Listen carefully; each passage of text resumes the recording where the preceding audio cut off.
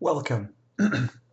So this question says that a horizontal applied force of 8 newtons causes a 2 kilogram block to slide at a steady speed of 7 meters per second across a level table.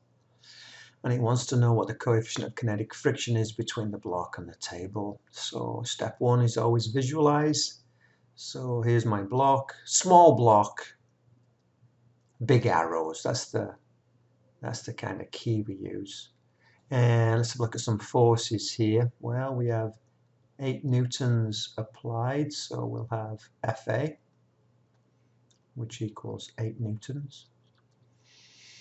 That's causing the block to slide at a steady speed, which means that it's not accelerating, which means there must be a frictional force. And I can even tell you now the frictional force is going to be equal in size and opposite in direction to the 8 newtons, because there's no other horizontal forces. Is that all my forces? No, of course not. There's the weight of gravity, which equals mg, which equals 20 newtons. And then we have our normal force. And again, the normal force is vertical and the gravity is vertical. And there's no other forces with vertical components. So I can tell you now that normal force will equal 20 newtons. It won't always be as simple as that, but we're on a horizontal surface now. So let's try and cut to the answer. The answer says that the question is, what is the coefficient of kinetic friction? Kinetic because it's moving. So we have Ff is equal to mu k times Fn. So rearranging gives us that mu k is equal to Ff over Fn. And we can basically look at this and figure out the answer. But let's just be a little bit more formal than that and say, well, find Ff using the sum of the forces horizontal equals 0. I just noticed over here that should be an Ff. Sorry about that.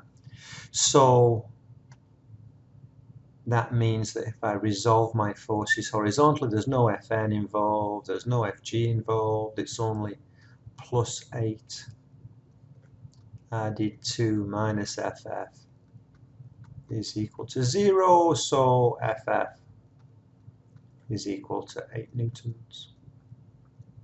And then we can have find, sorry, we can have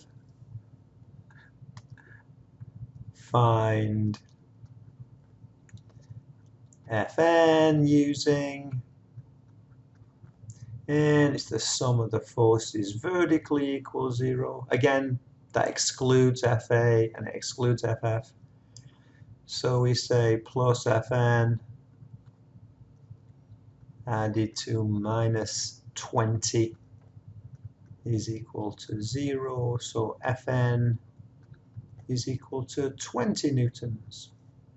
And if I come over here, mu k, which equals Ff over Fn, is equal to Ff, which is 8, over Fn, which is 20, which equals 0.4. And what would the units be? It's always good to think about units. Newtons divided by newtons becomes dimensionless. So this is one of those times when you actually don't have any units to write down. So there we have it, answer C.